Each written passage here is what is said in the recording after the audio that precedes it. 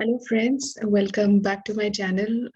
Hope all of you are keeping safe and doing well.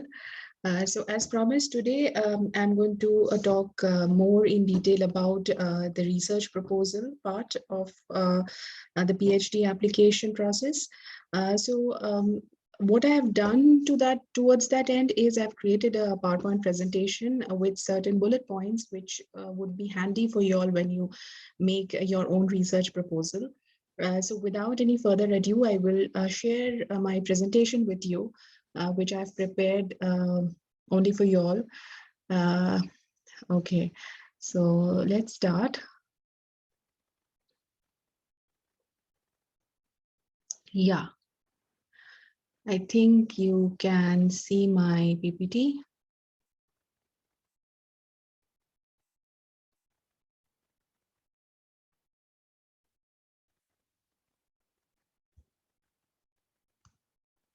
Okay, great.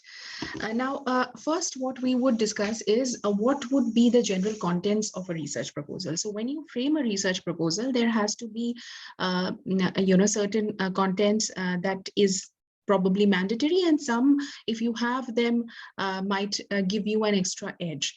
So starting with your research proposal definitely should have a title, and then comes the motivation. So why do you want to do that research? Okay, that would be the motivation for doing your research. It could be the motivation could come from your practical experience. It could come from observation. It could come from reading certain texts. So more about it, I will delve into it as we progress. Then the must-have section is the literature review, and followed by the research question. Framework is something which is not mandatory, but if you are trying to look your data through a particular lens, then the framework is essential. And then again, methodology, of course, a very important element. And finally would be your expected contributions towards your research. So let's get on to the title. Now, when we talk about a research title, you have to keep certain bullet points in your mind. So as I've shown over here, there are 4 things that you need to be very careful when you are framing your title. First is it has to be concise, which essentially means that you cannot come up with a vague title. You cannot come up with a title which is very, very broad. So there has to be a certain sense of scope that comes to your title. There could be a sense of context. So for example, if your focus is on India, or if your focus is cross-country comparison, or if your focus is regional comparison, that has to that has to reflect in your title. Sometimes it might not also, because it depends on the discipline in which you're doing your PhD. So it might, all of these might not fall in place given the kind of PhD that you're doing. And of course, a little bit sense of probably methodology, in the sense that, specifically the method, if you're doing an exploratory study or a qualitative or a quantitative study. So that can also come in your title. So I've given you 3 examples over here, which would help you to understand how you can frame your title. So the first one, let us see, it says that exploring the impact of self-esteem on consumer behavior towards luxury products. Now, just see the title. The title is not vague. It is very specific. It talks about exploring the impact, which essentially means that it could be both a qualitative or a quantitative study, but it doesn't really talk about a specific method, but it generally gives us a hint that it could be a mix of both, or it could be one. It definitely talks about the variables of interest, which is self-esteem on consumer behavior, and specifically related to luxury products. So here you see that the title here is very concise. It has a scope, and it also gives us a little bit hint about the kind of methods that would be used. Second, essays on impact of supply and demand on ride-hailing coordinations. Now this particular title, if you see, this is something which is much more quantitative. It's a supply chain kind of a essay. So here again, we see that it's quite concise. It has a scope. It uses quantitative methodology for analyzing the supply and demand patterns for ride-hailing coordination problems. And the third is exploring the strategies used by female academicians to overcome institutional barriers. Again, very, very specific. It talks about what is the scope. It talks about, the specific strategies they are focusing on. It could be, again, a quantitative or a qualitative study. So it says that it's exploring this. It's about exploring the strategies. It talks about specific scope. It's focusing on female academicians, and a specific variable, which is, institutional in nature. So this is the example of how you should be framing your, your title.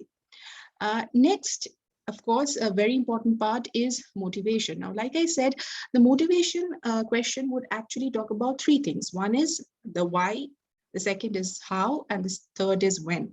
So it essentially talks about, when you're writing your motivation, you have to generally write a paragraph of what has intrigued you towards this particular research problem or this particular research question. So it could be out of your practical experience. Maybe you've worked in the industry and you've seen an industrial problem not being solved, or some problem which needs a unique solution or a different point of view, or something which has not yet been explored. It could come from some theory that you have, you've read, and you want to advance a theory, and you feel that this is the way that you could do it. So your motivation can be, it could be also from some observation. It could be from some field work that you've done. It could be from some event, social event that you have seen. So you have to generally elaborate on the why, the how, and the when of, when did all of these things happen or occur, which motivated you to pursue this research.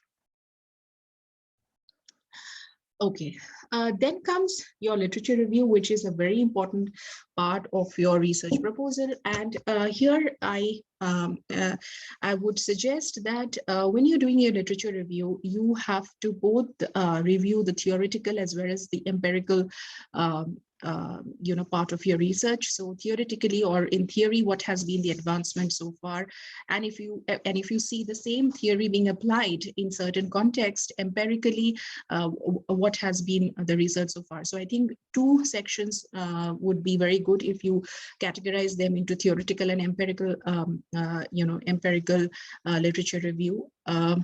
There could be literature review which support or which is in disagreement with what you you have proposed, or you are likely to propose. There could be national and international studies done, and therefore you need to cite all of these things in your literature review. Now, oftentimes people think that there has to be a gap which really exists, and you're trying to explore that gap through your research. It's not always the case. You don't have to essentially find out a gap. If you think that the gap exists, it's well and good. Otherwise, it could just be an advancement of a theory. It could be an interesting problem that you would want to investigate. It could be new variables. It could be new region, new context. So the gap essentially is not something that is mandatorily you have to find a gap. You don't need to fix a gap, but if you think that there is a gap which is existing in the current literature, well and good. If you don't, then also it's fine, because you're doing an advancement. Every research is an incremental way of problem solving. And you could just say that you're extending the research work by introducing new variables, context, or region, or you're trying to fill a gap. Then research question. Again, research question would depend upon the kind of study that you're doing. It could be very specific, and it could be just one broad research question, or it could have multiple short research questions. But what is important is that you need to make sure that your research question is feasible given the amount of time that you have to complete your study, and it definitely depends upon the discipline in which you're doing your PhD. So you could have many hypotheses under one research question, or you could have a broad research question if you're doing a qualitative study. So just to give you an example, like you see over here, does the level of consumer trust and involvement vary across luxury and utility product, is a kind of a research question that you can explore. So, and you could use various methods to explore this research question. So it's talking about two different, constructs: consumer trust and involvement, and how do these vary with two different products, which is luxury and utility products. And the second, again, how does regulatory agency deliver on public accountability? This is again a broad research question where you could also bifurcate between different regulatory agencies. You could define what the construct of public accountability is, and you could use various methods to solve this research question. Like I said, if you are talking about the framework, it's good. If you don't, that's absolutely perfect. Some studies start with a priori theory or framework in mind, and that is a way through which you would try to see your data, and that's the lens that you wear when you're looking at your data. So usually, many qualitative studies, they have a framework in mind. Quantitative study might not. So the framework helps you to define a priori certain elements that you would look through your data. Some researchers or some supervisors might not be very comfortable doing it.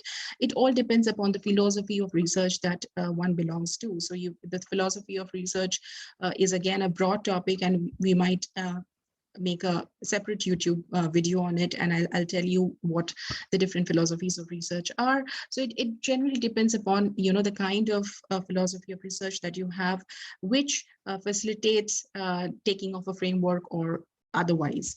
And therefore, you could just, if you are using a framework, cite studies where this framework have been used before, and how does this actually help to explore the data in your context. So that's what the framework is about.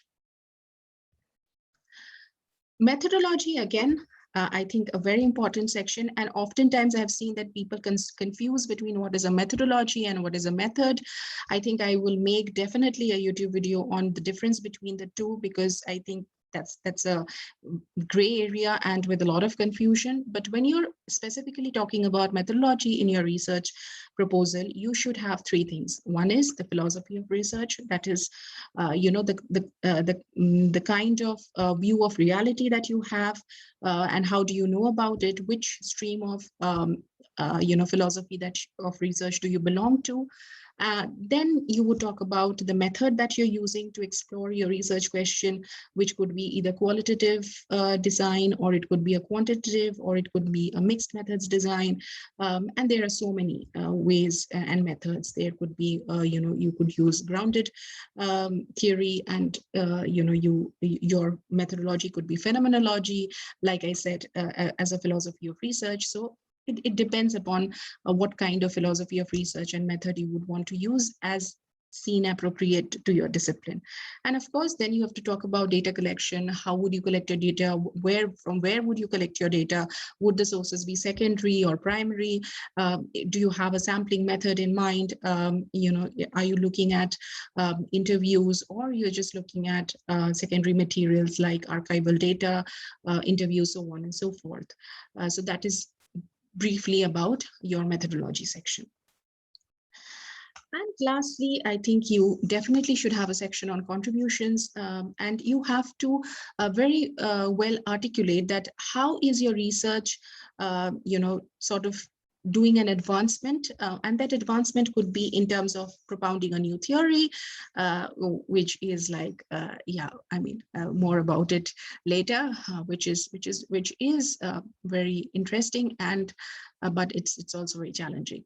So it could be an advancement of a theory, it could be an advancement of a method, it could be a new direction to looking at one particular thing which has not been looked at before. It could be in a new context, in a particular region, cross-country, like I said. regional comparison, and so on and so forth. So you have to clearly articulate what are the contributions of your research. So this is where we come to an end.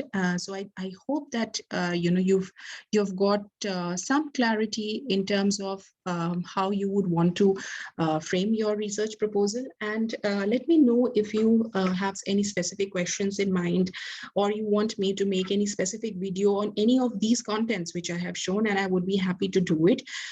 So go through it and give your effort towards making a good research proposal. And I would see you in the next YouTube video. And please post your comment. I take a lot of initiative to post the videos, and I would be very glad if you share your comments, your suggestions, your feedback. So stay happy and stay well. Bye-bye.